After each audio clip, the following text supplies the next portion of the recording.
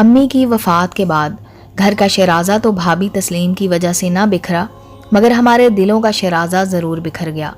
ہم 6 بھائی بہنوں میں سے زیادہ ذہنی نقصان باجی خولہ کا ہوا۔ وہ حساس بھی تھیں اور سمجھدار بھی، مگر ماں کی لاڈلی ہونے کے ناطے ان کا ذہن حالات کی باڑ میں الجھ کر ریشم کے نازک پارچے کی مانند دھجی دھجی ہو گیا۔ افسوس تو یہ ہے کہ ان کے ذہنی اضطراب کو نہ والد سمجھ سکے اور نہ بڑی بھابھی اس بدلاؤ کو پرکھ سکیں۔ ہم تو یوں بھی ان سے چھوٹے تھے، جبکہ امی کے بعد گھر کی کرتا دھرتا اب ہماری بھابھی ہی تھیں، جنہوں نے سبھی کو ایک لاٹھی سے ہانکنا شروع کر دیا۔ بھابھی تسلیم ہماری خالہ ذات تھیں، ہم سے محبت بھی جتلاتی تھیں، تاہم یہ بات روز روشن کی طرح عیاں تھی کہ بھابھیاں لاکھ اچھی ہوں، ماں کا نعم البدل نہیں ہو سکتی۔ وہ اپنے چھوٹے بچوں میں مگن رہتی، گھر کا سارا کام مجھے اور باجی خولہ کو کرنا پڑتا۔ اپنی اپنی فطرت کہ اللہ نے مجھے صبر دے دیا، جبکہ باجی کی نازک مزاجی نے ان کو تکلیف کے سمندر میں دھکیل دیا۔ وہ بھابھی کی ذرا ذرا سی بات کو دل پر لے لیتی اور کمرہ بند کر کے رویا کرتی۔ والدہ کی زندگی میں باجی نے کبھی گھر کے کاموں کو ہاتھ نہ لگایا تھا، اب کرنے کی کوشش کرتی تو سب غلط سلط ہو جاتا۔ بھابھی کا یہ غیر محسوس دباؤ ہم پر ہر وقت رہنے لگا، اور وقت کے ساتھ ساتھ یہ دباؤ بڑھتا ہی گیا، جس کی وجہ سے خولہ باجی کی دلجوئی کی بجائے ان کی اہانت ہونے لگی۔ وہ بالکل ہی بجھ کر رہ گئیں۔ یہ وہی میری بہن تھی کہ ہر دم ہنستے اور ہنسانے سے کام تھا۔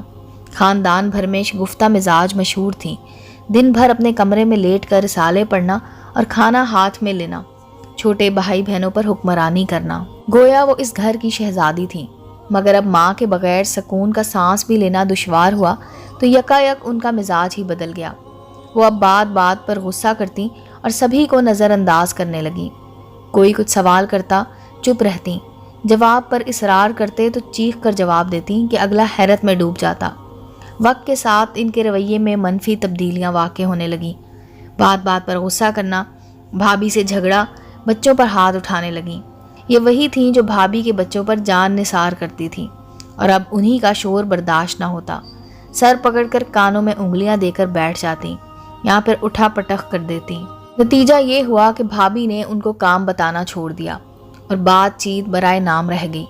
میں اس صورتحال کو تشویش کی نظر سے دیکھ رہی تھی، کیونکہ باجی کو روز بروز تندخو اور بے حس ہو پا رہی تھیں، گویا کہ انہوں نے بھابھی کے ساتھ ساتھ ہم کو بھی مرا ہوا سمجھ لیا تھا۔ ان کے سامنے ہم مٹی کا مادھو ہو کر رہ گئے تھے۔ کسی بہن کو بخار ہوتا، کوئی کسی مشکل میں ہوتی، وہ ہر حالت میں سبھی پر ایک سا غرانے لگیں۔ اس طرح انہوں نے اپنی چھوٹی بہنوں کو بھی خود سے پرے دھکیل دیا اور بھابھی پر غصہ یوں نکالا کہ ان سے وہ الگ تھلگ رہنے لگیں۔ گھر کے کسی کام کو ہاتھ نہ لگانے کی قسم کھا لی۔ بڑی بھابھی کا دم پھر غنیمت تھا، کبھی دباؤ ڈالتی اور کبھی ہمارا خیال بھی کر لیتی، گھڑی سختی پھر نرم ہو جاتی۔ مگر جب منجلے اور بعد کے بھائی کی بے شادی ہو گئی، 2 بھابیاں اور آ گئیں تو گھر کا نظام ہی بدل گیا۔ تسلیم بھابھی نے باجی خولہ کی تند مزاجی کو برداشت کر لیا۔ نئے آنے والی دونوں ہی باجی خولہ کی بد دماغی کو برداشت کرنے والی نہ تھیں۔ یہ ایک کہتی وہ 4 سنتی، اور جب بولنے پر آتی بس نہ کرتی۔ بھائیوں سے الگ خولہ باجی کی شکایتیں لگاتی۔ نتیجہ یہ ہوا کہ میری یہ بہن اور زیادہ ضدی اور غسیلی ہو گئی۔ جب تک والد زندہ تھے ہر کسی کو لحاظ تھا، ان کے سامنے کسی کو اونچا بولنے کی جرت نہ تھی، مگر جب باپ کا سایہ بھی سر سے اٹھ گیا تو بھابھیوں کو منمانی کرنے کا دل کھول کر موقع مل گیا۔ ہر وقت ان کی خولہ باجی سے نوک جھوک رہنے لگی۔ گھر کے ماحول میں روز بروز تناؤ بڑھنے لگا۔ یوں ہم سارے چھوٹے اس تناؤ کی لپیٹ میں آ گئے۔ ہم کو اکثر بلا وجہ عتاب کا نشانہ بننا پڑتا تھا۔ میں سارا تماشا دیکھتی اور باجی کو سمجھانے کی کوشش کرتی، وہ مجھ کو ہی ڈانٹ ڈپٹ کر دیوار سے لگا دیتی۔ تینوں بھائی خاموشی سے یہ سب دیکھتے، مگر نہ بہنوں سے کچھ کہتے اور نہ بیویوں سے۔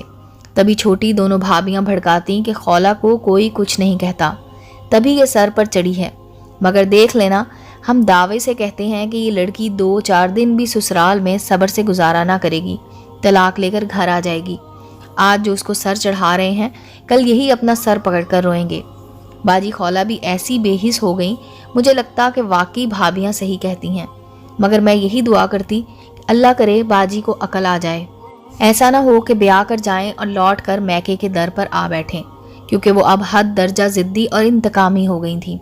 چھوٹی دونوں بھابھیوں نے باجی خولہ کو محلے بھر میں ایسا بدزبان اور بے ادب مشہور کر دیا کہ محلے پڑوس اور قریبی رشتہ داروں سے ان کے لیے کوئی رشتہ نہ آتا۔ باہر سے جو رشتے آتے ان میں سے کوئی بڑی بھابھی کو نہ بھاتا تو کسی کو خولہ رد کر دیتی۔ پھر کچھ ہی دنوں بعد باجی اس قدر انتقامی ہو گئی کہ اب جب لڑکے والوں کی طرف سے خواتین ان کو دیکھنے آتی، یہ اپنی ایسی درگت بنا لیتی کہ ایک بار کوئی دیکھے تو دوسری بار دیکھنے کی آرزو نہ کرے۔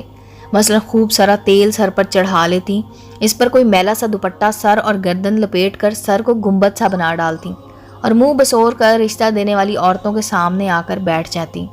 جو بھی رشتہ دونوں چھوٹی بھابھیوں کے توسط سے آئے انہوں نے اسی طرح کا عجیب سا حلیہ کر لیا۔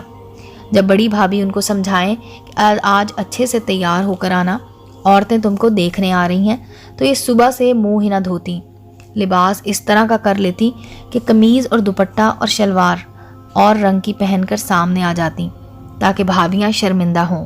یہ تو ان کی پالیسی کامیاب رہی، مگر بھابھیوں کی یہ آرزو حسرت بن گئی کہ خولہ کسی طرح اس گھر سے جلد رخصت ہو اور وہ سکون کا سانس لیں۔ ہم دونوں چھوٹی بہنیں ان مہمانوں کی خاطر مدارت کو دسیوں بار کئی طرح کی چیزیں تیار کرتے ہلکان ہو جاتے۔ بھائیوں کے بھی چہرے اتر جاتے جن کے خاصے روپے ان مہمانوں پر ہر بار خرچ ہو جاتے تھے۔ میں اور تو کچھ نہ کر سکتی تھی، دعا ہی کرتی کہ اے اللہ میری بہن کو عقل دے اور وقت پر ان کو ان کے گھر کا کر دے۔ کئی بار ہاتھ جوڑ کر خولہ باجی سے درخواست کی، باجی آخر تم کیوں ایسا کرتی ہو؟ جواب ملتا، کسی لڑکے کی شکل بندر سے ملتی ہے تو کسی کا گھرانہ گیا گزرا ہوتا ہے۔ تب میں سوچتی خدا جانے میری اس سر پھری ماں جائی کا کیا بنے گا، جہاں بھی جائے گی مار کھائے گی یا پھر دھتکاری جائے گی۔ بھائی بڑی بہن کو بھیانے کی فکر میں رہتے تھے، جبکہ اب تو ہم دونوں چھوٹی بھی شادی کے لائق ہو چکی تھیں، مگر بڑی بہن بیاہی جاتی تو ہی ہماری باری آتی۔ وہ وقت آ گیا کہ اب جو رشتہ آتا باجی کو نظر انداز کر کے یہ لوگ مجھے اور مجھ سے چھوٹی کو پسند کرنے لگے۔ اس پر بھی خولہ باجی اپنی اہانت محسوس کرتی کہ وہ بلا شبہ ہم دونوں سے کہیں زیادہ خوبصورت تھیں۔ تاہم نوخیز عمر کی تو اپنی الگ کشش ہوتی ہے۔ باجی کی عمر نکلی جا رہی تھی، سو آنے والی بیویاں ہم دونوں کو پسند کرتی۔ ہمارے گھر والے ان کو یہی جواب دیتے کہ پہلے خولہ کا رشتہ کریں گے، بعد کو چھوٹی دونوں کی باری آئے گی۔ ایک روز تو باجی کے رشتہ رد کر دینے پر بڑے بھائی رو پڑے، حالانکہ مضبوط دل کے تھے۔ پھر ایسی باتوں پر مردوں کا رونا بنتا ہی نہ تھا۔ بڑے بھائی کو روتے دیکھ کر خدا جانے ہماری اس کٹھور بہن کے ذہن میں کیسا انقلاب آیا کہ دل میں تہیہ کر لیا کہ اب جو بھی اور جیسا بھی رشتہ آئے گا وہ قبول کر لیں گی۔ ایک رشتہ آیا، لوگ تو اچھے اور شریف تھے، گھرانہ بھی خوشحال تھا، مگر لڑکا معمولی قد کاٹ کا اور شکل و صورت سے گیا گزرا تھا۔ میں نے ہی ان کو ڈرائنگ روم میں بٹھایا، پھر بھابھیاں سواگت کو آئیں۔ چائے وغیرہ سے تواضع ہو گئی تو بڑی بھابھی نے باجی سے کہا، خولہ تم بھی ایک نظر لڑکے کو دیکھ لو، چاہے کھڑکی سے دیکھ لو۔ دراصل بھابھی جانتی تھی کہ لڑکا شکل کا ایسا گیا گزرا ہے، ہرگز اس کو دیکھ کر نہ مانے گی، اور اگر نہ دکھایا تو شادی کے بعد کی خواری سے ابھی کی نہ ہی اچھی ہے۔ بس ٹھیک ہے بھابھی، جیسا بھی ہے، اگر لوگ اچھے ہیں اور آپ کو یہ رشتہ صحیح لگتا ہے تو ہاں کہہ دیجئے۔ ان کا یہ خلاف توقع جواب سن کر سبھی کے ہوش اڑ گئے۔ بڑی بھابھی بھی سوچ میں پڑ گئیں کہ یہ لڑکی بغیر لڑکا دیکھے ہاں کرنے کو کہہ کر ہم سب کو کسی بڑے امتحان میں ڈالنے والی ہے۔ لڑکے والیاں بھی بے چین تھی کہ لڑکی کو دیکھیں، مگر باجی نے ڈرائنگ روم میں جانے سے سختی سے انکار کر دیا کہ جب کہہ دیا آپ کو منظور ہے تو مجھے بھی منظور، پھر کیوں میرے پیچھے پڑی ہیں۔ مجبوراً بھابھی رشتہ دیکھنے کو آنے والی خواتین کو باجی کے کمرے میں لے آئیں۔ انہوں نے خولہ کو دیکھا اور پسند کر لیا، رشتہ طے ہو گیا، مگر میرے دل میں اندیشے کا نکارہ بجنے لگا۔ یقین تھا جب لڑکے کی صورت دیکھیں گی خولہ باجی فوراً پینترا بدلیں گی اور میرے پیارے بھائیوں کے سر میں خاک پڑے گی۔ تبھی جوں ہی یہ لوگ باہر نکلے، میں خدا حافظ کہتے ہوئے لڑکے کی ماں کے قریب ہوئی اور آہستگی سے سرگوشی کر دی کہ خالہ جی، میری یہ بہن بہت غسیلی اور تندخو، اوپر سے کچھ ضدی بھی ہے، ان باتوں کو مد نظر رکھنا۔ وہ مسکرا دیں۔ انہوں نے جواب دیا، بیٹی تم پریشان مت ہو، میرا لڑکا بہت ٹھنڈے مزاج کا ہے، ان کا نبھا ہو جائے گا، مجھے خولہ پسند ہے۔ وہ یہ کہہ کر دروازے سے نکل گئیں اور میں اس خاتون کے جواب پر ہکا بکا رہ گئی۔ میں تو اس شریف عورت کو آئندہ کی درگت سے بچانا چاہتی تھی جو باجی خولہ کی ساس بننے والی تھی۔ انہوں نے مجھے ہی نادان جان کر لاجواب کر دیا۔ دراصل باجی کی ساس کا خیال تھا کہ بن ماں باپ کے بچے اکثر ضدی ہوتے ہیں، شادی کے بعد جب پیار ملے گا تو سب ٹھیک ہو جائے گا۔ باجی کی شادی بہاول سے ہو گئی۔ بے شک یہ لوگ عمدہ خاندان کے تھے اور ہمارے دولہا بھائی تو بہت شریف اور شرمیلے تھے۔ ان کو غصہ آتا ہی نہیں تھا۔ بے حد ٹھنڈے مزاج کے، واقعی ان کی ماں نے سچ کہا تھا۔ شادی کے بعد ہماری بہن کئی مرتبہ آئیں، کبھی ساس اور کبھی دیور کے ساتھ، ہر بار خوش اور مطمئن نظر آئیں۔ سسرال سے بھی ان کے بارے میں کوئی شکایت نہ ملی۔ اب باجی پہلے والی نہ رہی تھی۔ ہنسنا، مسکرانا، شوہر اور سسرال والوں کی تعریفیں کرنا، مجھے اپنے کانوں پر یقین نہ آتا تھا۔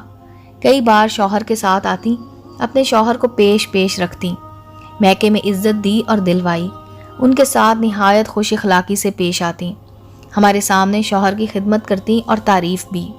میں حیران تھی، یہ وہی میری بہن تھی، ہر وقت غصہ جس کی ناک پر دھرا رہتا تھا، جن کی بد زبانی سے بھابیاں تنگ تھیں، وہ کتنی بدل چکی تھی۔ پہلے جب بھی بہاول کا خیال آتا، دل کڑتا کہ ایسی خوبصورت باجی کو کیسا دولہا ملا۔